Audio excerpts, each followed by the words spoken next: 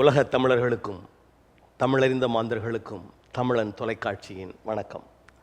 இன்று நமது அரசியல் அரங்கம் நிகழ்விற்கு அம்பேத்கர் மக்கள் மையத்தின் நிறுவனத் தலைவர் திருமிகு வே. சசிகுமார் அவர்கள் வருகை தந்திருக்கிறார். அவரோடு நாம் பேசுவோம். வணக்கம். வணக்கம் ஐயா. ஆர்ப்பாட்டம், போராட்டம் இப்படி எங்கு நடந்தாலும் உங்கள் தலை தென்படுகிறது.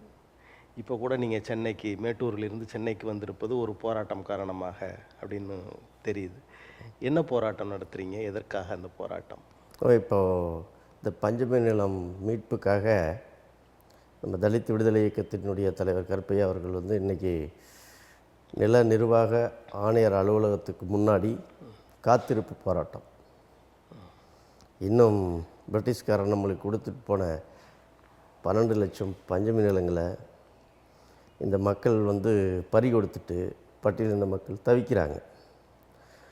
அந்த நில சம்பந்தமாக எத்தனையோ அரசாணைகள் அரசு வெளியிட்டிருந்தாலும் அந்த இடத்த பறி கொடுத்த பட்டியலின மக்களுக்கு மீட்டு கொடுக்கவே இல்லை. இன்னும் இப்போ தான் அரசாங்கமே கணக்கெடுத்து 1 லட்சம் ஏக்கர் பஞ்சமி நிலம் இருக்கிறதா கணக்கிடப்படுது. இன்னும் 11 மக்கள்கிட்ட இல்லை, வேறு யார்ட்டையும் இருக்குது, வேறு மற்றவங்கிட்ட இருக்குது, சாதி இந்துக்கள்கிட்ட தான் இருக்குது. இன்னும் 11 லட்சம் ஏக்கர் நிலத்தை இன்னும் அடையாளமே கண்டுபிடிக்க முடியல. அதனால் பஞ்சமி நில போராட்டங்கள் நிறைய தமிழ்நாட்டில் நடந்திருக்கு. அதில் கூட இறந்துருக்கிறாங்க. இப்படி ஒவ்வொரு அமைப்புகளும் அடுத்தடுத்து பஞ்சமி நிலத்தை மீட்டு கொடுன்னு இந்த அரசாங்கத்திட்ட போராடி இன்னும் இப்போவுமே காத்திருப்பு போராட்டத்து அளவு தான் நம்ம வந்திருக்கிறோம். அரசாங்கம் அப்படி தான் இருக்குது. வேறு கண்டன ஆர்ப்பாட்டம்னா அனுமதி கிடையாது, அரசு எடுத்து பண்ணுற அப்படின்னு அனுமதி தர மாட்டாங்க. அப்புறம் வேறு வழி இல்லாமல் கோரிக்கை ஆர்ப்பாட்டம், காத்திருப்பு ஆர்ப்பாட்டம் அப்படிங்கிற போர்வையில் நம்ம ஆர்ப்பாட்டங்கள் நடத்த வேண்டியதாக இருக்குது. அது சம்பந்தமாக இன்றைக்கி சென்னை வந்திருக்கோம். இன்றைக்கி பல ஜனநாயக சக்திகளெல்லாம் இணைந்து தலித் விடுதலை இயக்கத்தினுடைய தலைவர் இந்த போராட்டத்தை ஒருங்கிணைச்சிருக்கிறாரு. அது சம்மந்தமாக நம்மளும் அந்த இயக்கத்தில் பங்கெடுத்துருக்கிறோம் பெரும்பான்மையாக. இப்போ இந்த பஞ்சமி நிலங்கள் எங்கெங்கே இருக்குது, எந்த இடத்துல இருக்குன்றதை கண்டுபிடிக்கிறதுக்கு அந்த பழைய பத்திரம் அந்த மாதிரியான செய்திகள் அதையெல்லாம் பார்த்து கண்டுபிடிக்க முடியாதா? இல்லைங்க, அது கண்டுபிடிக்க முடியுது. அது எப்படின்னா, உங்களுக்கு பார்த்திங்கன்னா யூடிஆர் வரும். 72லேருந்து ஒரு யூடிஆர் அப்படி மறு அளவை அப்படியே வரப்போ உங்களுக்கு இந்த ரெக்கார்டெல்லாம் மறைச்சிருவாங்க. வேறு பேருக்கு மாறிடுதா? வேறு பேருக்கு மாறிடும். உங்களுக்கு யூடிஆரில் இப்போ 86 யூடிஆர் நினைக்கிறேன். அந்த யூடிஆர் பிரகாரம் இப்போ எல்லா சப் ரெஜிஸ்டர் ஆஃபீஸ்லேயும் ரெக்கார்டு இருக்கும். அதற்கு முன்னாடி பழைய ஆதாரங்கள் இல்லை, பழைய ஆதாரங்களை தாய்ப்பத்திரம் மூலப்பத்திரமெல்லாம் பார்த்துட்டு இது பஞ்சமி நிலம், இது பட்டியலின மக்களுக்காக அரசு கொடுத்த நிலம், இந்த நிலத்தை வேறு யாருக்கும் கரையம் பண்ணால் செல்லாது அப்படின்றத ஒரு ஜீவோ இருக்குது. அந்த ஜீவோவின் அடிப்படையில் அந்த பழைய ரெக்கார்டுகளை பார்த்து சப் ரெஜிஸ்டர் ஆஃபீஸில் அது பதிவு பண்ணுவாங்க. இப்போ இதை இந்த கலைஞர் காலத்து ஆட்சி காலத்திலிருந்து அந்த மாதிரி ஒரு ரெக்கார்டே சப் ரெஜிஸ்டர் ஆஃபீஸில் இல்லை. அப்போ நீங்கள் போனீங்களா, அவன் அங்கே இருக்கிற ஒரு ஏரிஸ்ட்டை பார்த்தீங்களா, அவன் மற்றவன் பேரில் இருக்கிறதாலும் சரி, யார் பேரில் இருந்தாலும் சரி, அவங்க பேருக்கு கரையும் மாற்றிக்கிறாங்க. இப்போ நீங்கள் அதை போகாத ஊருக்கு வழி தேடுறது மாதிரி கண்டுபிடிக்கவே முடியாதுன்னு சொல்கிறீங்க. மறுபடியும் அதுக்காக என் போராட்டத்தை நடத்தணும்? இல்லை, அது கண்டுபிடிக்க முடியல அப்படின்னு சொன்னால் நம்மக்கிட்ட பிரிட்டிஷ்காரர் கொடுத்த ஆவணங்கள் இருக்குது, ஆதாரங்கள் இருக்குது.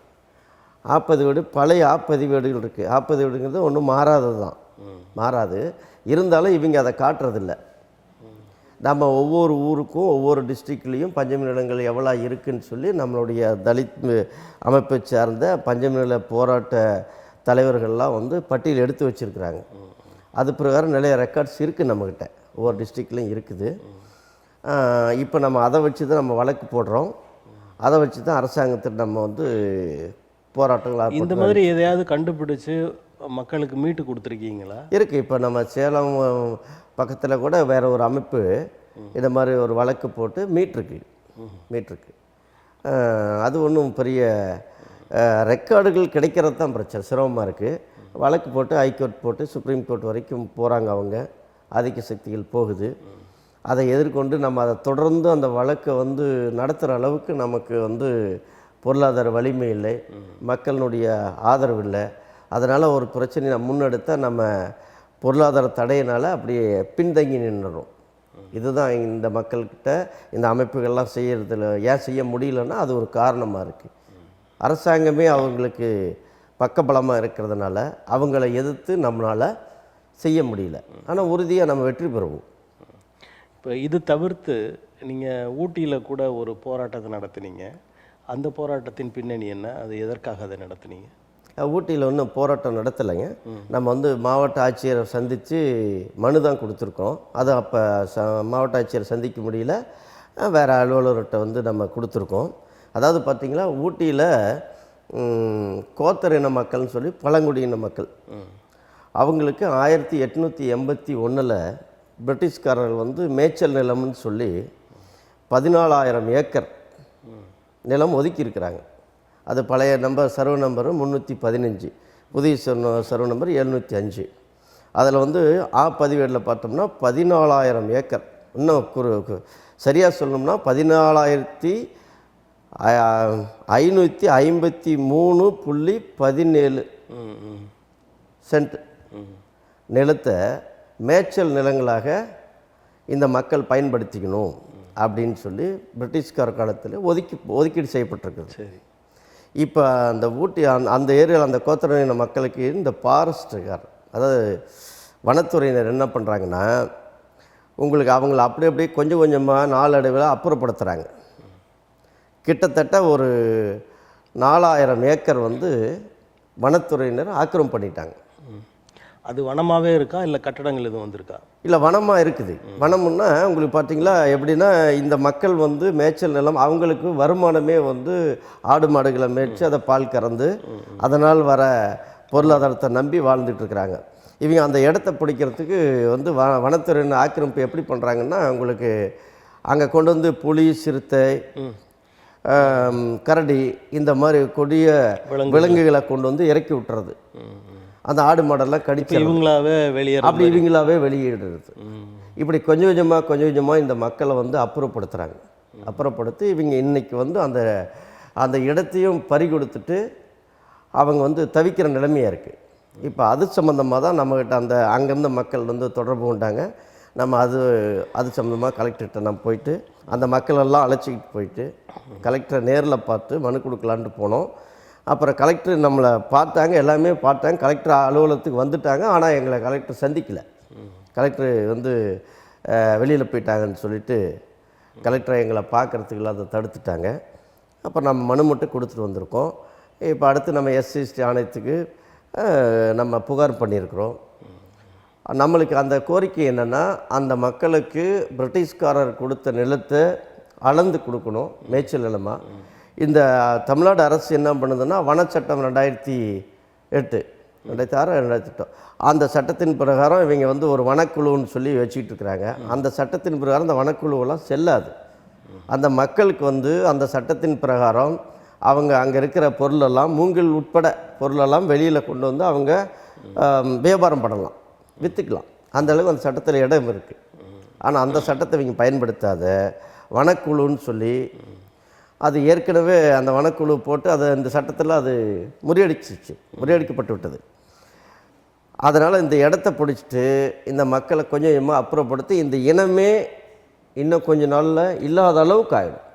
ஏன்னா ஒரு சொத்து, ஒரு இடம், நிலப்புலங்கள் தான் அந்த மக்களை, அந்த ஊரில் இருக்கிற மக்களை, அந்த மொழி பேசக்கூடிய மக்களை, அந்த ஊர் கலாச்சாரத்தைப்படி அங்கே வாழ வைக்கும். இப்போ கடலோரத்தில் மீனவர்களை வெளியேற்றுற மாதிரி அதையும் இப்படி அதே மாதிரி வெளியேற்றிட்டாங்களா, அவங்க வயிற்று பிழப்புக்காக அவங்க ஊர் விட்டு ஊர் செல்ல வேண்டியதாக இருக்கும், நாடு விட்டு நாடு செல்ல வேண்டியதாக இருக்கும். அப்படியே அந்த ஊரினுடைய பூர்வீகம் அவங்களுக்கு இருக்காது. அவங்களுடைய குழந்தைகள் அப்படியே இடம்பெயர்ந்து போயிடும். அப்போ ஒரு இனமே அழிக்கப்பட்டாங்க. இப்போ இந்த கார்ப்பரேட் நிறுவனங்கள் உள்ளே வர்றாங்க, அவங்க பயன்படுத்த தொடங்குறாங்க. இந்த மாதிரி ஆதியில் இருந்த மக்களை வெளியேற்றி விட்டு அவங்க பயன்படுத்துகிறாங்கன்றாங்க. அந்த மாதிரி நிகழ்வுகள் இங்கே எதுவும் நடக்குதா? இல்லைங்க. அப்போ அந்த ஊட்டி மக்களை பொறுத்த வரைக்கும் வந்து முதல்ல இப்போ ஃபாரஸ்ட் மட்டும்தான் ஆக்கிரமிப்பு பண்ணுது. சரி. இப்போ ஏன்னா இப்போ காவல்துறையும் வனத்துறையும் தான் வந்து பவர்ஃபுல் துறைகள். அப்புறம் என்ன பண்ணுறாங்கன்னா அந்த மக்களையே கூப்பிட்டு ஃபாரஸ்ட்டு வந்து வனத்துறையினர் நெருப்பு வச்சுருவாங்க. காட்டுக்கு தீ வச்சுட்டு அவனுக்கு ஒரு ஃபோன் பண்ணி கூப்பிடுறாங்க. கூப்பிட்டு எப்போ அந்த மாதிரி தீ பிடிச்சிச்சாமா, நீங்கள் வந்துட்டு அந்த தீயை கொஞ்சம் அணைச்சிருங்க, அணைச்சிட்டு நான் கொஞ்சம் வெளியில் இருக்கிறேன், அது ஒருத்தர் அணைக்கிற மாதிரி ஒருத்தர் வீடியோ போடுங்க அப்படின்னு சொல்லி அந்த வீடியோவை போட்டு அவங்க மொபைல்லேயே அவங்களே வந்து வீடியோ எடுக்க வச்சு அவங்களே வீடியோ போட வச்சு அதையே பார்த்துட்டு அதையே ஆதாரமாக வச்சு அவங்க மேலே வழக்கு போடுறாங்க. தீ அணைக்க போகிறவங்கள, ஆமாங்க, தீ அணைக்க போகிறவங்க இவன் தான் வந்து காட்டுக்குள்ளே வந்து தீ வச்சுட்டான், வனத்தை அழிக்கிறதுக்கு தீ வச்சுட்டான் அப்படிங்கிற மாதிரி அவன் மேலே வழக்கு போடுறாங்க. இப்போ இப்படியெல்லாம் இந்த மக்களை வந்துட்டு ஒடுக்கி அந்த மக்களை முற்றிலும் வெளியேற்றுறதுக்கு உண்டான வேலையை செய்து அந்த மக்களும் காவல்துறைக்கு புகார் கொடுத்துக்கிறாங்க, தாசில்தாருக்கு புகார் கொடுத்துக்கிறாங்க, மாவட்ட ஆட்சியருக்கு புகார் கொடுத்துருக்குறாங்க. யாரும் அந்த புகார் மேலே எந்த நடவடிக்கையும் எடுக்கலை. இப்போ இந்த மக்களை வெளியேற்றுவது என்பது அதாவது வனப்பரப்பை அதிகப்படுத்தவா அல்லது வேறு ஏதேனும் உள்நோக்கம் இருக்கா அதில்?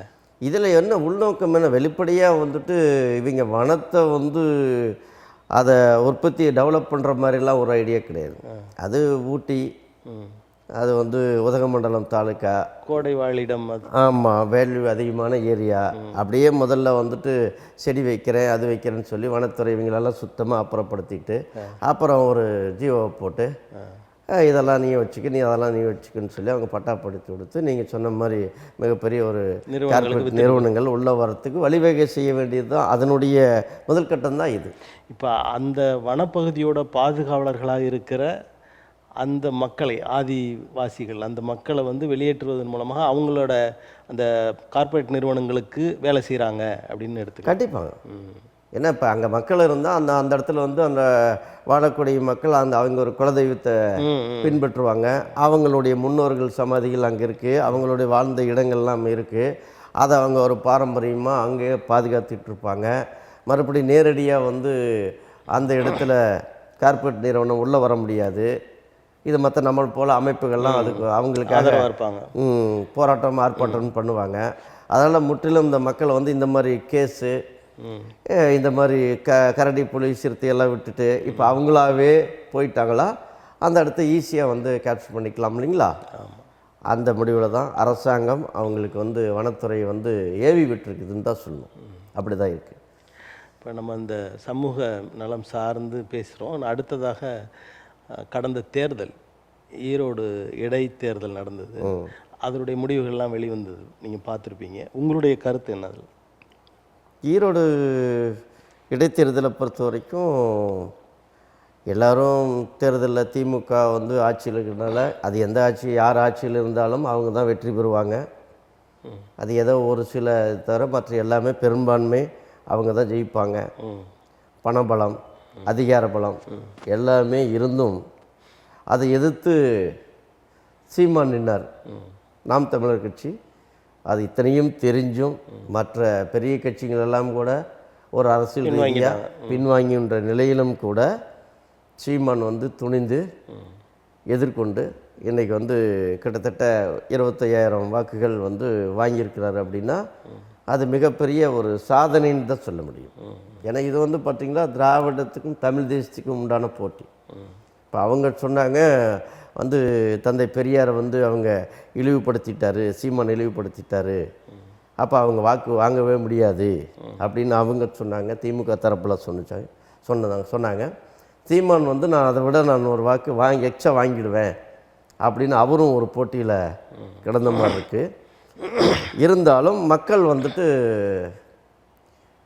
அது எது உண்மையான நிலவரம் என்ன, யதார்த்தம் என்ன அப்படிங்கிறத புரிஞ்சுக்கிட்டு திமுகவினுடைய இந்த ஊழல் ஆட்சிக்கு மக்கள் கொடுத்துருக்கிற பாடம் தான் அது. இப்போ சென்ற தேர்தலில் நாம் தமிழர் கட்சி 12,000 வாக்குகள், பாரதிய ஜனதா 12,000 வாக்குகள் வாங்கியிருக்காங்க. இப்போ இந்த பெரியாரை பேசுனதுனால எங்களோட கொள்கை பார்ட்னர் அப்படின்னு சொல்லப்பட்ட, அதாவது பாரதிய ஜனதா கட்சியினரால் சொல்லப்பட்ட சீமானுக்கு அந்த 12,000 வாக்குகளும் போட்டிருக்காங்க. அப்போ சீமான் கட்சியும் பாரதிய ஜனதாவும் இணைந்து செயல்பட்டுருக்கிறது அப்படின்னு சொல்கிறாங்க. அப்படி நம்ம அந்த கணக்கில் எடுத்தோம்னா இப்போ நோட்டாவுக்கு 6000 சில்லற வாக்குகள் விழுந்திருக்கு. அது அண்ணா திராவிட முன்னேற்ற கழகத்தினர் திமுகவுக்கு போடாமல் நோட்டாவுக்கு போட்டிருக்காங்க அப்படின்னு. அது எப்படி நம்ம அப்படி சொல்ல முடியும்? நம்ம இதெல்லாம் ஒரு யூகம்தான். இப்போ நீங்கள் வந்து இப்போ தந்தை பெரியாருக்கும் சீமானுக்கும் இந்த பெரியாரினுடைய விமர்சனங்கள்லாம் நம்ம என்ன அதில் எப்படி பார்க்குறோம் அப்படின்னா, உங்களுக்கு தந்தை பெரியார் வந்து அவர் ஒரு தமிழ்நாட்டில் ஒரு சகாப்தம். அது ஒவ்வொரு காலகட்டத்திலையும் ஒவ்வொரு தலைவர்கள் வந்து அந்த சூழ்நிலைக்கு ஏற்ப ஒரு முடிவுகளை எடுப்பதும் அடுத்து ஒரு முடிவுகளை மாற்றுவதும் அது இயல்பானது தான். இப்போது அதன் அடிப்படையில் நம்ம பார்த்தோம்னா எந்த தலைவர்களாக இருந்தாலும் சரி அவங்களுடைய ஒவ்வொரு கருத்துக்களும் ஆய்வுக்கு உட்பட்டது தான். ஆய்வுக்கு உட்பட்ட தலைவர்கள் தான் எல்லாருமே. ஆமாம். அப்படி இருக்கிறப்போ இப்போ நேரடியாக நம்ம பெரியாருக்கும் அவருக்கும் ஒரு பிரச்சனையும் இல்லை. பெரியாரை நம்ம அவர் வாழ்ந்தார், மறைந்தார், நம்மளுக்கு நல்லது செஞ்சார் அல்லது ஏதோ செஞ்சார், ஓகே, அதை பற்றி பிரச்சனையே கிடையாது. இப்போ என்ன பிரச்சனைன்னா, இது ஒட்டுமொத்தமாக திமுக வந்து பெரியாரை கிளைம் பண்ணுது. இது பெரியார் மண், சமூக நீதி ஆட்சி, இது தந்தை பெரியார் பெண்ணுரிமைக்காக போராடினார், இதெல்லாம் அது சொல்கிறதுனால அப்போ அது என்ன ஆகுதுன்னா அந்த மக்கள் மத்தியில் அப்போ ஏன் வந்து அண்ணா பல்கலைக்கழகத்தில் இந்த மாதிரி பிள்ளைக்கு இந்த மாதிரி ஏன் நடந்துச்சு, அப்போ பெரியார் வந்து சாதி ஒழிச்சாருன்னு சொல்கிறாங்க. அவர் உண்மையில ஒழிச்சார், பாடுபட்டார், நம்ம அதிலெல்லாம் மாற்றுக்கிறதே இல்லை. சரிங்களா? இப்போ ஒரு ஒரு கல் சிலையை வந்து செதுக்கி அதை மந்திரத்தை ஓதி அதை வந்து கடவுளாக்கக்கூடிய மந்திரம் சரியாக இருந்துச்சுன்னா அதே மந்திரத்தை தாழ்த்தப்பட்டவனுக்கு அந்த மந்திரத்தை போட்டு அவனை வந்து உயர்ந்த செய்தி ஆக்கலாம்ல அப்படின்னு தந்தை பெரியார் கேள்வி கேட்டார்ல. அதை நம்ம அந்த உழைப்பை நம்ம மறக்க முடியாதுல்ல. சரிங்களா? ஆக அது பிரச்சனை இல்லை. இப்போது எதற்கெடுத்தாலும் இவங்க பண்ணுற ஊழலுக்கு தந்தை பெரியார் மண்ணுன்னு சொல்லி திமுக சொல்கிறதுனால பெரியாருடைய நற்பெயரை ஊழல் மூலமாக திமுக கெடுக்கிறதுனால அப்போ அந்த மக்கள் மத்தியில் அந்த கோபம் எங்கே போகுதுன்னா பெரியார் மேலே போகுது. அப்போ வந்து ஒரு கருத்து, அதான் மாறுபட்ட கருத்துக்கள் உண்டு. அப்போ அந்த மாறுபட்ட கருத்துக்களை சில பேர் எடுத்துக்கிட்டு அதை பேசுகிறாங்க. அதாவது திராவிட முன்னேற்ற கழகத்தை கண்டிக்கலாம், அதற்கு எதிராக செயல்படலாம், அது நியாயமானது. ஆனால் பெரியாரை போய் ஏன் தொடரணும்? பெரியாரை தொடரல அவங்க. அது தொடர மாதிரி எப்படின்னா, உங்களுக்கு அதான் பெரிய பெண்ணையும் பேசினார். அப்போ பெண்ணுக்கு இந்த கொடுமைகள் நடக்குது. டிஜிபி அலுவலகத்தில் நெருப்பு வைக்கிறாங்க. ஒரு ஒரு மாணவனும் மாணவியும் உட்காந்துட்டு பேசிட்டு இருக்க முடியல, தூக்கிட்டு போய் அந்த பெண்ணை வந்து கற்பழிக்கிறான், டாக்டரை குத்துறான், போலீஸை அடிக்கிறான். இது எல்லா ஆட்சி காலத்திலும் இருந்துகிட்டு தானே இருக்குது. இல்லை, இது இந்த ஆட்சி காலத்தில் அதி தீவிரமாக இருக்குது, அதிகமாக இருக்குது. அப்போ வந்து வழக்கறிஞரை வெற்ற செய்தி பரப்பு கருவிகள் வந்து அதிகமாக இருக்கிறதுனால ரொம்ப எளிதாக எல்லாரையும் போய் சேர்ந்துருது. இல்லை, செய்தி பரப்பு கருவிகள் வந்து இப்போ இந்த திமுக ஆட்சி வந்த பிறகு 3 ஆண்டில் தான் வந்திருக்கா? 30 வருஷமாக வரலையா? 50 வருஷமாக வரலைங்களா? ஆனால் அது இந்த கொரோனா நிகழ்வுக்கு பிறகு அது ஒரு அதிகமாக இருக்குது அப்படின்ற. அதுதான் ஆட்சியாளர்கள் வந்து இப்போ பார்த்தீங்களா, திமுக ஆட்சி ஒட்டுமொத்த மக்களுக்கு விரோத ஆட்சியாக இருக்குது. இப்போ கஞ்சா பழக்கம் சாதாரணமாக நடமாறுது.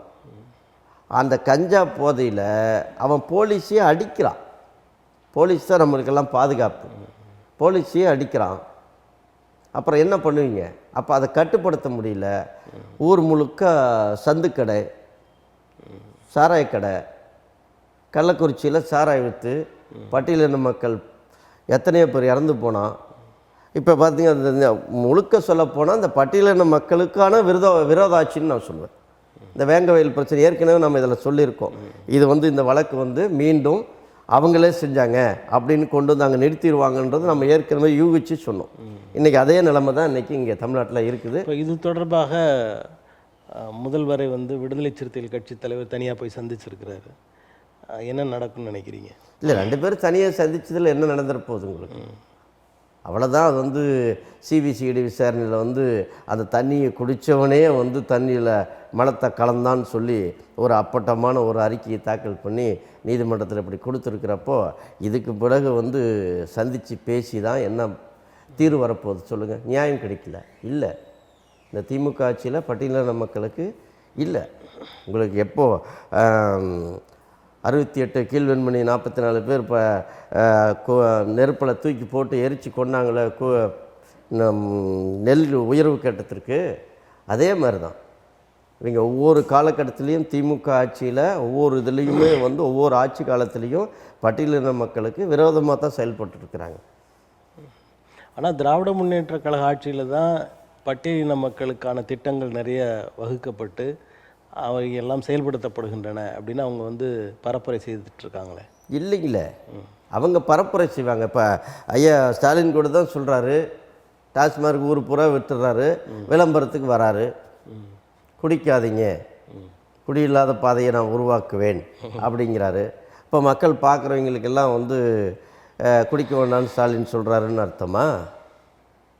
இங்கே சேல்ஸ் இல்லைன்னா அவரை பிடிச்சி திட்டுறாங்க, ஏன் நீ இவ்வளோ அதிகமாக விற்கல அப்படிங்கிற மாதிரி அந்த சூழல் தான். ஈரோடு இடைத்தேர்தல் 2026 தேர்தலுக்கான ஒரு முன்னோட்டம், எங்களது வெற்றிக்கான அறிகுறி அது அப்படின்னு சொல்கிறார். யாருங்க? முதலமைச்சர்.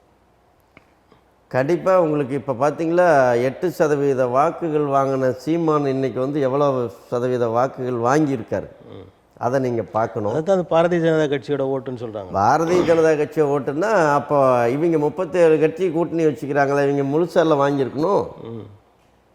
எத்தனை கட்சி கூட்டணி வச்சுருக்காங்க? அது வேணால் இவங்க அப்படி சொல்லிக்கலாம். ஆனால் வரும் 26 தேர்தலில் அவங்க இப்போ இருக்கிற கூட்டணி பலமாக இருந்தால் கூட மக்கள் வந்து அவங்களுக்கு வாக்களிக்க போகிறதில்ல. மீண்டும் திமுக ஆட்சி மலர்றதுக்கு உண்டான வாய்ப்புகள் மிக மிக குறைவு. இப்போ தமிழ் தேசியம் அப்படின்னு பேசுகிற சீமான் பாரதிய ஜனதா கட்சியோடு ஏன் உறவு வைத்து கொள்வது போல இருக்கிறது? அதாவது அந்த தலைவர்கள்லாம் இவரை வரவேற்கிறாங்க, ஆதாரத்தை நான் காட்டுறேன்றார் அண்ணாமலை, இப்படியெல்லாம் செயல்பாடுகள் நடந்து கொடுக்க. அப்போ வந்து தமிழ் தேசியம் என்பது இந்துத்துவாவோடு இணைந்து விட்டதா அல்லது இந்துத்துவா தமிழ் தேசியத்தை விழுங்கி விட்டதா?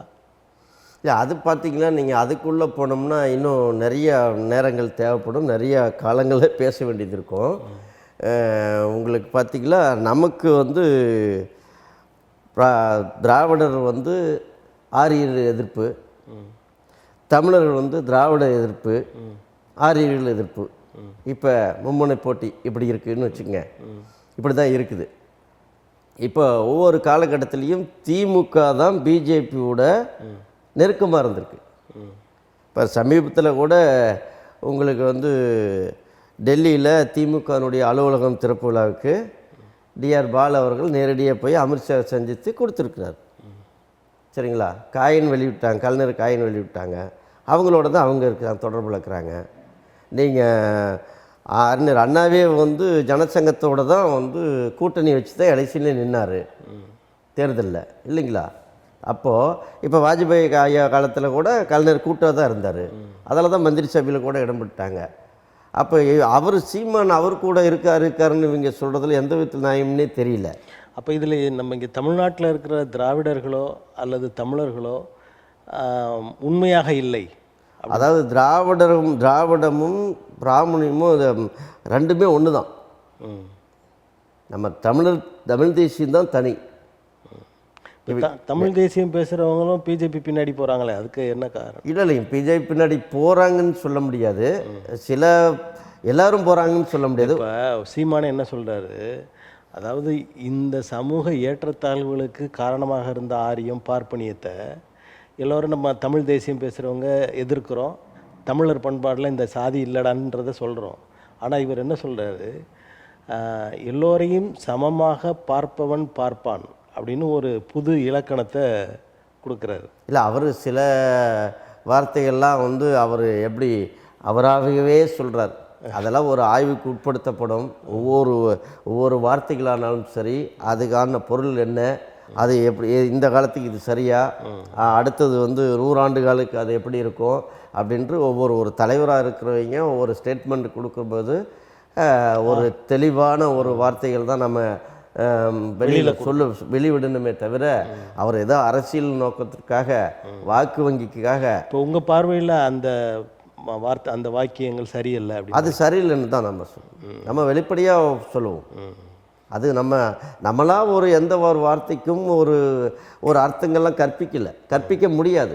ஏன்னா நம்மளுடைய முன்னோர்கள் ஐயன் திருவள்ளுவர்லேருந்து தொடங்கி புத்தர் வரைக்கும் நம்ம போனோம்னா கூட இங்கே இருக்கிற எல்லாமே இந்த உலகத்தில் வாழக்கூடிய ஒவ்வொருத்தருடைய மக்களுடைய வாழ்க்கையை அவங்க பிரித்து மேய்ஞ்சி, சரிங்களா, நம்மளுக்கு தெளிவான ஒரு நெறிமுறைகளை கொடுத்துட்டாங்க.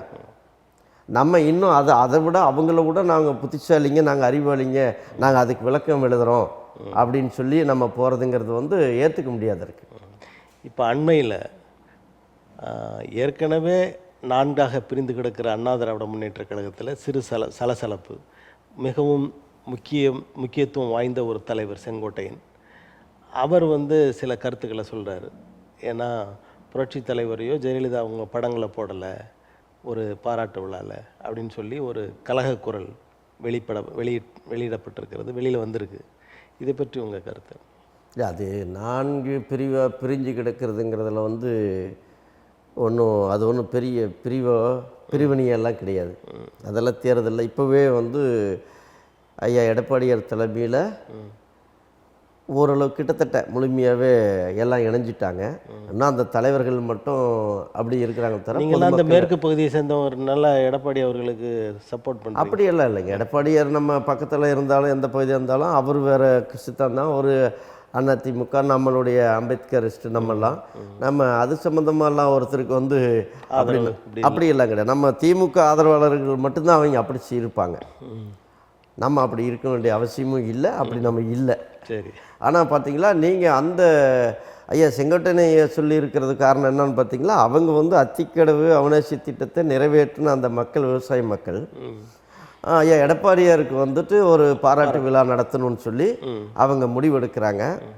முடிவெடுத்துட்டு அவங்க வந்து அரசியல் சாயம் இல்லாதவங்க, அவங்க பொதுப்படியான விவசாயிகள். அப்போ என்ன பண்ணுறாங்க, அவங்க வந்து இந்த திட்டத்தை அவர் தான் கொண்டுட்டு வந்தார், இந்த திட்டத்தை நம்மளுக்கு அமல்படுத்தியிருக்கிறோம், நம்ம இதனால் பல ஏக்கர் வந்து நிலங்கள் நீர்ப்பாசனம் வருது, நம்ம இதுக்கு மேலே நம்மளுடைய வாழ்க்கை செழிப்பாக இருக்குது. அது ஜெயலலிதா அவங்க கொண்டு வரலையா? அந்த இல்லை, அவங்க கொண்டு வந்தாங்க. அவங்க கூட கொண்டு வந்து 3.50 அப்படி இருக்கும்போது அவங்களோட படம் இல்லை அது கோடி ரூபா வந்து 3.5 கோடி ரூபா நம்ம ஒதுக்குனதாகவும் சொல்கிறாங்க. உங்களுக்கு இன்னொன்று பார்த்தீங்களா, நம்ம கட்சி ரீதியாக அது எல்லா கட்சியிலையும் இருக்கக்கூடிய ஒன்று தான். ஏன்னா சில தலைவர் படத்தை, சில பொறுப்பாளர் படத்தை போட மாட்டாங்க, சில படத்தை வந்து இப்படி சின்னதாக போடுவாங்க, சில எழுத்தை பெருசாக எழுதுவாங்க. இப்படி அது எல்லா கட்சியிலும் இந்த பாலிடிக்ஸ்னாவே அது உட்கட்சி பூசலுங்கிறது அது ரொம்ப அதிகமாக இருக்கும். ஆனால் இந்த விவசாயிகள் பண்ணது வந்து என்னென்னா, ஒட்டுமொத்தமாக வந்து அவங்க யாருக்கு இவங்கிட்ட போனால் இவங்க ஒன்று சொல்லுவாங்க, அதே இன்னொரு கட்சிக்காரங்கிட்ட போனால் அவங்க இந்த படத்தை போடு, பெருசாக போடு, சின்னதாக போடு அப்படின்னு சொல்லுவாங்கிறதுக்காக இந்த நிகழ்ச்சி நம்ம நடத்தி ஆகணும் அப்படிங்கிறனால ஒரு எடப்பாடியாரை ஃபோக்கஸ் பண்ணி தான் நம்ம நடத்துகிறோம் அப்படிங்கிறனால அவங்க அந்த மாதிரி சிந்தனையில் அவங்க ஐயா எடப்பாடியார் படத்தை வச்சு பண்ணிட்டாங்க. அவங்க ஒன்றும் இல்லை. இப்போ அவங்க இந்த மாதிரியான விளம்பரங்களை கொடுக்கும்போது அல்லது படங்களை சுவரொட்டிகள் தயார் பண்ணும்போது அதை வந்து உரிய, அதாவது முக்கியமாக வருகிற ஒரு விருந்தினர் எடப்பாடி அவர்களுக்கு அதை அனுப்பி அதை வந்து அனுமதி கேட்க மாட்டாங்களா? இல்லை, அதுக்கெல்லாம் வந்து அனுமதி கேட்டு அனுமதி கொடுத்து அப்ரூவல் கொடுத்து மீண்டும் நிகழ்ச்சியெல்லாம் நடத்த முடியாதுங்கய்யா. இது ஒரு அரசியல் அது ஒரு பெரிய ஒரு விழாவாக நடத்துகிறாங்க. இப்போ அது பெரிய கட்சி, பல பொறுப்பாளர் இருக்கிறாங்க. நீங்கள் அந்த திமுக பொறுத்த வரைக்கும் ஒரு கிளைக்கழக செயலாளருக்கு மிகப்பெரிய ஒரு மந்திரி பவர் இருக்கும். அதில் அது ஒன்றிய செயலாளர் அப்படி இருப்பார். அப்போ அடுத்து மாவட்ட செயலாளர் இருப்பார். உங்களுக்கு இப்படி அந்த ஜென்ரல் பாடியில் வந்து ஒவ்வொருத்தரும் இருப்பாங்க. நிறைய பேர் அந்த கட்சியில் இருக்கிறதுனால இந்த மக்கள் ஒவ்வொருத்தரையாக போய் பார்த்து ஒவ்வொருத்தரையாக கேட்டு இவருடைய ஐடியா எப்படி, அவருடைய ஐடியா இப்படியெல்லாம் கேட்டால் அவங்க அந்த நிகழ்ச்சியை நடத்த முடியாது. அதனால் அவங்க என்ன ஒரு முடிவு பண்ணியிருக்கிறாங்க அப்படின்னா, நான் கேட்ட வரைக்கும், நான் வந்து அவங்ககிட்ட தொடர்பு கொண்டு நான் பேசினேன், தெரிஞ்ச வரைக்கும் அவங்க என்ன சொல்கிறாங்கன்னா, நம்ம வந்து எம்ஜிஆரும் நம்மளுக்கு எதிரானவங்க கிடையாது, அம்மாவும் கிடையாது, அம்மாவை ஏற்கனவே ஒதுக்கி இருக்கிறாங்க. இப்போ இவங்க கட்சிக்கார ஒவ்வொருத்தராக இருக்கிறாங்க.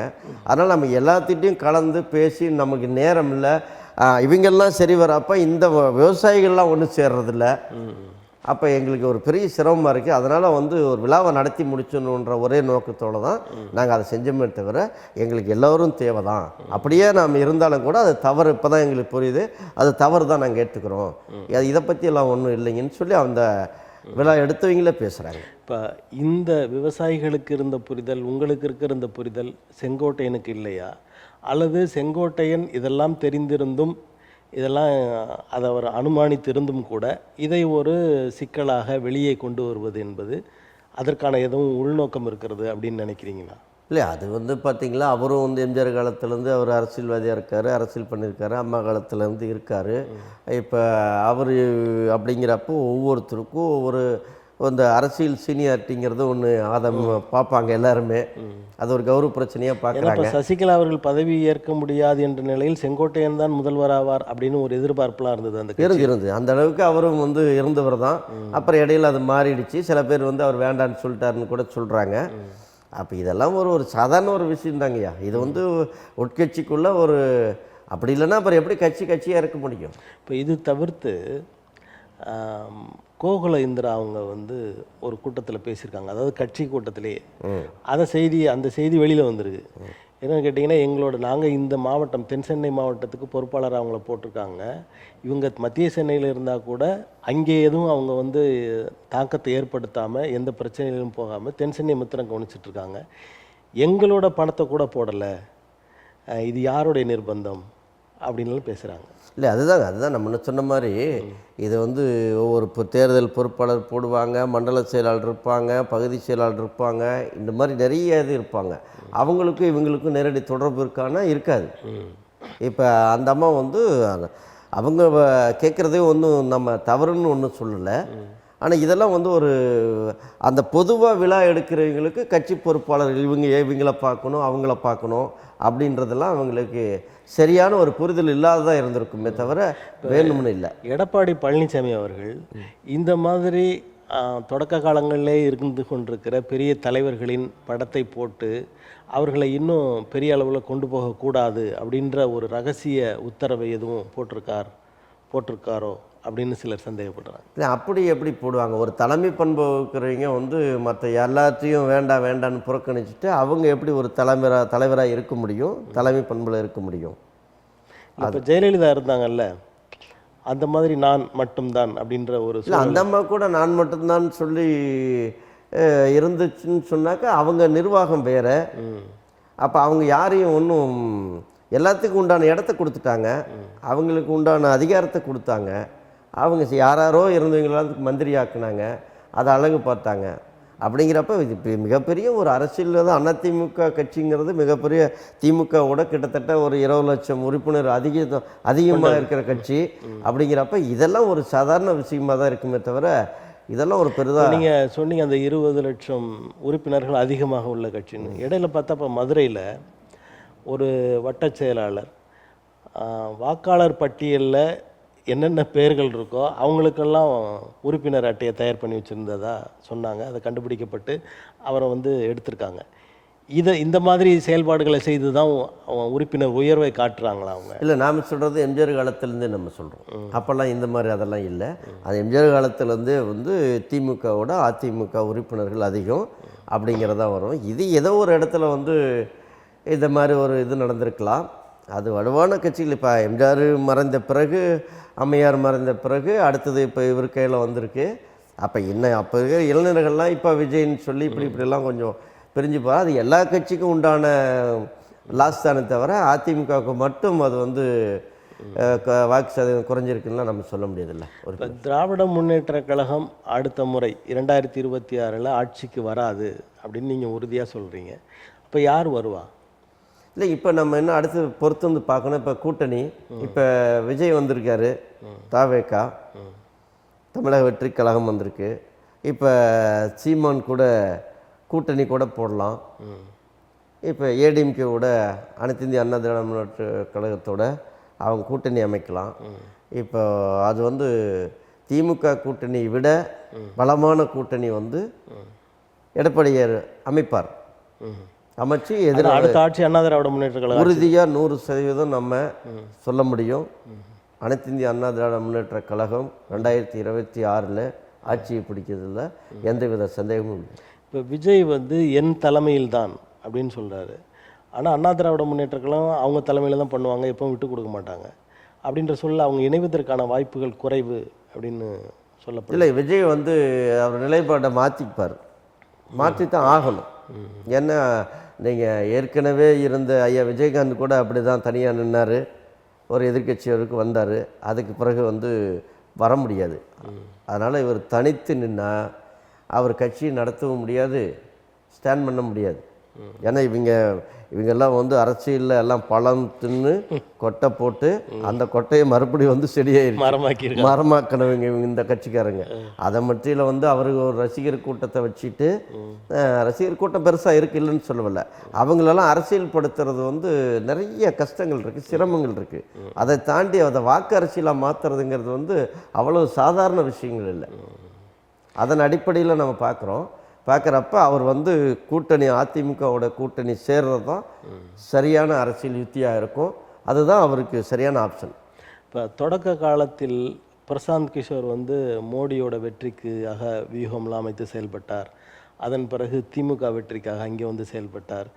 இப்போது விஜய் கட்சிக்காக செயல்பட போகிறார். அதற்கான ஒப்பந்தங்கள்லாம் கையெழுத்தாகிவிட்டன அப்படின்ற செய்திலாம் வருது. அப்படி பார்க்கும்போது இந்த வெற்றி அடைய வைத்தார் என்ற சூழலில் அடுத்து விஜயையும் அவர் தலைமையில் இங்கே தமிழ்நாட்டில் ஆட்சிக்கு அவர் கொண்டு வருவார் அப்படின்னு பேசப்படுகிறது. இல்லை, அது அவர் பிரசாந்த் கிஷோர் வந்து அவரே தொடங்கி அவர் மற்றவங்களை ஜெயிக்க வைக்கிறேன்னு சொல்லிட்டு அவரே ஜெயிக்க முடியல. சரிங்களா, அதுதான் அந்த மக்கள் கொடுத்துருக்கிற தீர்ப்பை நம்ம பார்க்குறோம். நீங்கள் அது வந்துட்டு என்னென்னா, அவர் பிரசாந்த் கிஷோரனுடைய யோகங்கள்லாம் ஐடியாக்கள்லாம் தமிழ்நாட்டில் எடுபடாது. அதே கூட்டணிக்கு தான் வழிவகுக்கும். கூட்டணி அதிமுகவோட சேர்ந்தால் மட்டும்தான் வந்து பார்த்திங்கன்னா விஜய்க்கு வந்து அரசியல் வாழ்க்கை. இல்லைன்னா அது அப்படியே காலப்போக்கில் ஒரு 2 தேர்தல் கூட அவரால் சந்திக்க முடியாது. இப்போ இந்த பிரசாந்த் கிஷோரோட பயணம் பாரதிய ஜனதா கட்சி, திமுக, தமிழக வெற்றி கழகம் அப்படி போகுது. இந்த 3 கட்சிகளும் ஒரே சிந்தனையில் இயங்குகின்றன அப்படின்னு எடுத்துக்கலாமா? இல்லை, அதனால தான் அவரை கூப்பிட்டுருக்காங்க அப்படின்னு. இல்லை, இப்போ இந்த மக்களுக்கு, நம்ம தமிழ்நாட்டை பொறுத்த மக்களுக்கு பெரும்பான்மையான இளைஞர்களுக்கெல்லாம் சிந்தனையே இல்லையே. இப்போ எல்லாம் இந்த டாஸ்மார்க்கு போதை கலாச்சாரத்தில் எல்லாம் மூழ்கி போயிட்டு இந்த அரசியல் சிந்தனையும் கிடையாது. இப்போ நம்ம எல்லாம் ஊருக்கு அரசியல் பயிற்சி வகுப்பு எடுக்கணும். அந்த அளவுக்கு தான் நம்ம இளைஞர்கள்லாம் இருக்கிறாங்க. நீங்கள் அதன் பிரகாரம் நம்ம பார்த்தோம்னா பிரசாந்த் கிஷோரனுடைய அந்த 3 ஏடிஎம்கே, திமுக நீங்கள் சொன்ன மாதிரி அப்படியெல்லாம் ஒன்றுமே கிடையாது. அப்படியெல்லாம் ஒன்றும் இல்லை. அவருக்கு இங்கே வந்தால் திமுகவை ஜெயிக்க வைக்கிறேன்னு சொன்னால் பல ஆயிரம் கோடி ரூபா பணம் வாங்கிக்கிறாரு. என்ன டேட்டாஸ் கிடைக்கும்? இப்போ திமுக அவங்க என்ன டேட்டா கொடுக்குறாங்களோ அந்த திமுகனுடைய பொறுப்பாளர் யார், என்ன ஏது, எத்தனை ஓட்டு, எத்தனை தொகுதியில் எவ்வளோ ஓட்டு இருக்குது, அது எந்த பூத்து, அதில் என்ன மகளிர் ஓட்டு எவ்வளோ, ஆண்கள் ஓட்டு எவ்வளோ, இப்போ அடுத்தது 18 வயசு நிரம்பிய இளைஞர்கள் ஓட்டு எவ்வளோ, இந்த டேட்டாஸ் எல்லாம் இவங்க அப்பா எந்த கட்சியில் இருந்தார், இந்த வாக்கு இது திமுக கொடுக்குறத வச்சுக்கிட்டு இது இப்படின்னு எதையாவது ஒன்று சொல்லிட்டு ஒரு பல 100 கோடியை சுருட்டிட்டு போகிறாரு. அவ்வளோதான். இப்போ ஏற்கனவே ஒரு பிஜேபியில் இருந்தாருன்னா அவங்க டேட்டா கொடுத்துட்றோம். அந்த டேட்டா கொண்டு வந்து திமுகவில் கொடுக்க வேண்டியது, திமுக ஜெயிக்க வைக்க வேண்டியது தான். காக்கா உட்காரத்துக்கும் பணம் விழுறதுக்கும் சரியாக போச்சுன்ற பழமொழி மாதிரி அப்புறம் இங்கே பணத்தை சுருட்ட வேண்டியது தான். அடுத்து தாவேக்க வந்துட வேண்டியது தான். நான் பார்த்துறேன் உன்னை முதலமைச்சர் ஆக்கிறேன்னு சொல்லி அவர், அதாவது அவங்க செய்ய வேண்டிய வேலையை கரெக்டாக செய்கிற அந்த பார்ப்பனிய சிந்தனையோடவே இருக்கிறார். கண்டிப்பாக செய்கிறேன், கண்டிப்பாக அருமையாக செய்கிறேன். அவருக்கு வந்து அதுதானே வேலை. இந்த முறை அவருடைய செயல்பாடுகள் தமிழ்நாட்டில் வெற்றி பெறும்னு நினைக்கிறீங்களா? கண்டிப்பாக எடுப்படாது. இது அதான் சொல்கிறோம்னா, இப்போ நம்ம தமிழ்நாட்டு மக்களாக நம்ம பயணிக்கிறோம். ஒவ்வொரு பிரச்சனையும் நம்ம எதிர்கொள்கிறோம். ஒரு போராட்ட களத்தில் இருக்கிறோம், ஆர்ப்பாட்டங்கிறோம், அதிகாரிகளை நம்ம பார்க்குறோம், காவல்துறைகிட்ட பேசுகிறோம், வனத்துறையை பார்க்குறோம், மற்ற எல்லா நிர்வாகத்திட்ட சந்திக்கிறோம், ஒரு பிரச்சனையாக சந்திக்கிறோம், ஊர் ஊராக பொதுமக்களை நம்ம பார்க்குறோம். அப்போ அந்த களத்தில் என்ன நடக்குதுன்றது நம்மளுக்கு தெரியுது. அப்போ நம்மளுக்கு கிடைக்காத ஒரு டேட்டாவை வந்து அவருக்கு கிடைச்சிரும். இல்லை அவர் வந்து தாவேக்கோட வந்து அவர் தான் வந்து கைடு வழி நடத்துகிறாரு அப்படின்னு சொன்னால் மற்றவங்க ஓட்டு மாறிடுமா என்ன? வாய்ப்புகள் இல்லை. தமிழ்நாட்டு அரசியல் எப்போவுமே வித்தியாசமான அரசியலாக இருக்கும். இந்த மக்கள் வந்து வித்தியாசமானவங்களை தான் இந்த அரசியல் வியூகங்கள் செய்வதில் இருக்கிற இந்த பிரசாந்த் கிஷோர், ஆதவ் அர்ஜுனா, அதிமுக இந்த நிர்மல்குமார், இவங்கெல்லாம் இப்போ தமிழக வெற்றி கழகத்துக்கு போயிருக்காங்க. இது ஏற்கனவே போடப்பட்ட திட்டம் நினைக்கிறீங்களா? இது எதேச்சையாக நடந்தது? இல்லை, இப்போ 3 பேர் வந்து இப்போ 3 பேர்த்தை பற்றி நம்ம பேசுகிறோம் இல்லைங்களா? இப்போ இவங்க 3 பேர் தான் தமிழ்நாட்டினுடைய அரசியலையே நிர்ணயிக்கிற இடத்துல அவங்க 3 பேர் இருக்கிறாங்க அப்படிங்கிற ஒரு பிம்பத்தை தன்னைத்தானே அவங்க உருவாக்கிக்கிட்டாங்க. அது ஒரு பேசும் பொருளாக்கிட்டாங்க. அதனுடைய முடிவுகள் என்னவாக இருக்குன்னா, அது வந்து அவங்களுக்கு சாதகமாக இருக்காது, பாதகமாக தான் இருக்கும். அப்படி தான் இருக்கும். இப்போ தமிழ்நாட்டை பொறுத்த வரைக்கும் பணம் கொடுத்தால்தான் வெற்றி பெற முடியும் அப்படின்ற ஒரு சூழலும் இருக்குது. அதுதான் முதல் நிலையாக இருக்குது. அப்படி இருக்கிற போது அந்த பணத்தை தமிழக வெற்றி கழகம் வாக்காளர்களுக்கு கொடுக்காமல் ஒரு தனிப்பட்ட பிரசாந்த் கிஷோருக்கு கொடுக்க வேண்டும், கொடுக்க போகிறோம் அப்படின்னு ஒரு முடிவு எடுத்திருக்காங்களே, இதை எப்படி பார்க்குறீங்க? இல்லை, அப்படி வந்து இப்போ நீங்கள் என்ன பண்ணாலும் தமிழக வெற்றி கழகம் வாக்காளர்களுக்கு பணம் கொடுக்காது. பணம் கொடுக்குற கட்சி வந்து திமுக தான். சரிங்களா? அதிமுக கடந்த காலங்களில் கொடுத்தாங்கன்னு சொல்கிறாங்க. இல்லை, அப்படி தான். அது வந்து திமுக தான் உங்களுக்கு வாரி இறைக்கக்கூடிய கட்சி இப்போதைக்கு. சரிங்களா? இப்போது தமிழக வெற்றி கழகத்துக்கு அவங்க தனியாக நின்னாங்களா, அந்த நிர்வாகிகளுக்கெல்லாம் திமுக தான் பணம் கொடுக்கும். அந்த நிர்வாகிகள் எல்லாத்தையும் பிடிச்சிருவாங்க, திமுககாரங்க கேட்ச் பண்ணிடுவோம். தனியாக நின்னா கூட்டணி சேர்ந்தால் அதை பண்ண முடியாது. அதிமுகவோட கூட்டணி சேர்ந்தால் எதுவும் செய்ய முடியாது, அவங்க பணம் கொடுப்பாங்க. ஆமாம், அது வந்து கூட்டணி பலங்கிறது வேறு. இப்போ தனியார்னா அவங்களுக்கு அரசியல் புதுசு. எப்படி வந்து இப்போ சீமானுக்கு பணம் கொடுத்தாங்க அப்படின்னு சொல்கிறாங்களே, அந்த மாதிரி சீமானுக்கு எங்கே கொடுத்தாங்கன்னு சொல்கிறாங்க? பாரதிய ஜனதா கட்சி கொடுத்தாங்க, அண்ணா திராவிட முன்னேற்ற கழகம் கொடுத்தாங்கலாம் சொல்கிறாங்களே. இல்லைங்க, எல்லார் கட்சியுமே கொடுத்தா அது என்ன ஆகுது? 2011, அதாவது திராவிட முன்னேற்ற கழகம் வந்து ஒரு தமிழ் சார்ந்த ஒரு கட்சின்னு ஒரு தோற்றம் இருந்தது. இப்போ இந்த இலங்கை பிரச்சனையில் அவங்களுக்காக உதவி செய்யலைன்னும் போது அங்கே இருக்கிறவர்களை வெளிக்கொண்டு வருவதற்கு, அந்த வாக்குகளை மாற்றுவதற்கு சீமானை உருவாக்கி அவருக்கு பண உதவி செய்ததாக அதாவது அதிமுக செய்ததாக ஒரு செய்தி உண்டு. இல்லைங்க, இப்போ எல்லா கட்சிகளும் உருவாகிறப்ப யாரோ ஒரு கட்சிக்காரங்கிட்ட ஏதோ ஒரு நிதி இல்லாத எப்படி கட்சி நடத்த முடியும்? அது ஏதோ பொதுமக்கள்கிட்ட கூட நன்கொடை வாங்கி தான் எல்லா கட்சிகளும் வந்து திமுகலேருந்து கம்யூனிஸ்ட்லேருந்து எந்த கட்சிகளாக இருந்தாலும் சரி, ஒரு ஆர்ப்பாட்டம், போராட்டம், பொதுக்கூட்டம் நடத்தினாலும் சரி, தலைவருடைய செலவு, வருகை, போஸ்ட் விட்டுறது, துண்டறிக்கை அறிக்கை வரைக்கும் பொருளாதாரம் தேவைப்படுது. அது எந்த கட்சிக்காரர் கேட்டாலும் அவங்க காசு தருவாங்க. அது வந்துட்டு அதே பிஜேபி கிட்ட பணத்தை வாங்கிட்டு சீமான் பேசுகிறாருன்னு சொன்னால் அடுத்து பிஜேபின்னு தானே அவர் பேசுகிறாரு, பிஜேபி தானே எதுக்குறாரு. அப்புறம் பணத்தை அவங்களே கொடுத்து அவங்களே வந்து எதுக்கு வைப்பாங்களா? அப்படி நம்ம சொல்ல முடியாது. தமிழ்நாட்டில் பிஜேபி எதிர்ப்பு என்பது அதிகமாக இருக்குது. அதை நீங்கள் பயன்படுத்திக்கணும், அதே நேரத்தில் அங்கே இருக்கிறவங்கள பிரித்து கொண்டு வரணும் அப்படின்ற ஒரு அஜெண்டா அங்கே கொடுக்கப்பட்டது அப்படின்னு சொல்லலாம். இவ்வளோ யுத்திகள் எல்லாம் அவங்க வந்து சொல்கிறது, அது இவங்களே செஞ்சுட்டு போகிறது. சீமான் மூலியமாக தான் செய்யணும்னு என்ன இருக்குது? வந்து அண்ணாமலைக்கு இல்லாத திறமையா? அவர் சீமானோட எவ்வளோ பேசுகிறாரு. அவர் எத்தனையோ 1000 புத்தகங்களை படிச்சுன்னு 63,000 புத்தகங்கள் படித்ததா ஐயா அம்பேத்கர் படிச்சுக்கிறதா தான் நம்ம சொல்லியிருக்கிறோம், கேள்விப்பட்டிருக்கிறோம். 20,000 புத்தகம் படிச்சு, இவர் 20,000 புத்தகம் படிச்சு, அவருடைய வாழ்நாளையில் 63,000 புத்தகம் படித்ததா சொல்கிறாங்க. அது ஆதாரங்களாக சொல்கிறாங்க. இவர் வயது என்ன? 20,000 புத்தகத்தை படித்தேன்னு சொல்கிறாரு. அப்போ இவர் பேசாத பேச்சா? இவரே எல்லாம் செய்யலாமே. இன்னும் படிப்பு வேறு, வந்து லண்டனுக்கு வேறு போனார். நம்ம இந்தியாவில் அவங்க கட்சியில் படிச்சுக்கிட்டாவே நீங்கள் உகண்டா நாட்டில் கூட போய் நம்ம அரசியல் பண்ணிடலாம். பிஜேபியில் இருந்து அவ்வளோ பெரிய அரசியல், அவ்வளோ பெரிய வஞ்சகத்தன்மை எல்லாமே இங்கே கிடைக்கும். உறவாடி கவிழ்க்கிறது. ஆமாம், எல்லாம் ஊட்டி உறவாடி ஊட்டி இருக்கிறதுன்னு சொல்லுவாங்க. அந்த மாதிரி உள்குத்து வெளிக்குத்துன்னு இந்த மாதிரி பிஜேபியில் அத்தனை பிரச்சனை இருக்குது. தீவிரவாதத்துக்கு ஆர்எஸ்எஸில் பஞ்சமே கிடையாது.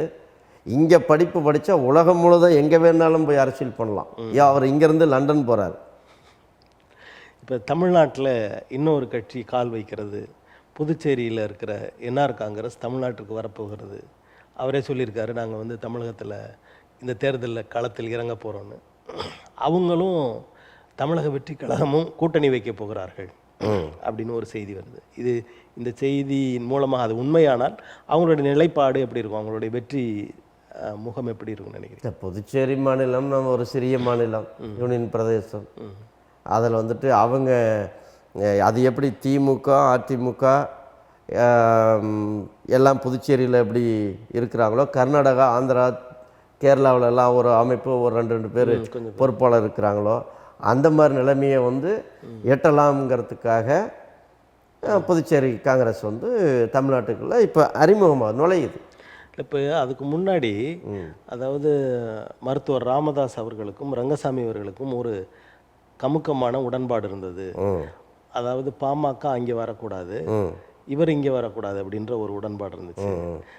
இப்போ அதை விட்டுட்டாங்க. அதனால தமிழ்நாட்டின் வடபகுதி மக்கள், வட மாவட்டங்களில் ரங்கசாமிக்கு என்று ஆதரவாளர்கள் இருக்காங்க. ஆக அவர் வந்து வெற்றி பெறுவதற்கான வாய்ப்புகள் இருக்கு. ஆகவே தான் விஜய் கட்சியோடு கூட்டணி வைக்க முயல்கிறார்கள்னு சொல்றாங்க. ஆமாம், ராமதாஸுக்கு வட மாவட்டத்தில் இல்லாத வாய்ப்புகள் வந்து அவர் ரங்கசாமிக்கு வந்து அதிகமாக இருக்குமோ, அவர் ஜெயிச்சிருவாரோ, இந்த கணக்கெல்லாம் ஒன்றும் இது எங்கேயோ இடிக்கிற மாதிரி இருக்குது. இது லாஜிக்கு சரியில்லாத மாதிரி தான் இருக்குது. இப்போ மருத்துவர் ராமதாஸ் அவர்கள் இப்போ பாரதிய ஜனதா கட்சியோடு இருந்தாங்க. ஆனால் அதிலிருந்து மாறுபட்டு அண்ணா திராவிட முன்னேற்றத்துக்கு போக வேண்டும், அந்த கூட்டணியோடு சேர வேண்டும் என்று மருத்துவர் ராமதாஸ் எண்ணுவதாகவும், பல்வேறு சட்ட சிக்கல்கள் அன்புமணிக்கு இருப்பதால் பாரதிய ஜனதா கட்சியிலே நாம் தொடர்வோம் என்று அவர் சொல்வதாகவும் சொல்லப்படுகிறது. உங்கள் பார்வை எப்படி அதில்? அது வந்து எப்படின்னா, நீங்கள் அவர் பாமக வந்து விடுதலை சிறுத்தைக்கு தலைவர் வந்து உடைச்சிட்டார். ஏன்னா வந்து உங்களுக்கு மதவாத கூட்டணி பிஜேபி, இங்கே இனவாதம், இங்கே சாதிவாத கூட்டணி அப்படின்னு சொல்லி அவர் வந்து பிரச்சாரத்து மூலிமா மக்கள் மத்தியில் இவங்களுடைய இந்த உண்மை முகத்தை அவர் உடைச்சிட்டாரு. அப்போ உடைச்சதுனால இப்போ அவங்க வேறு வழி இல்லாத மீண்டும் அந்த ஸ்டாண்டு பாமக எடுக்க முடியாது. அதனால் அவங்க அதிமுக நோக்கி நகரத்துக்கு உண்டான வாய்ப்புகள் அதிகமாக இருக்குது. அப்படி வரும்போது அன்புமணியை பாரதிய ஜனதா கட்சி மிரட்டாதா? கண்டிப்பாக அரசியலில் எதிர்கொண்டு தான் ஆகணும்.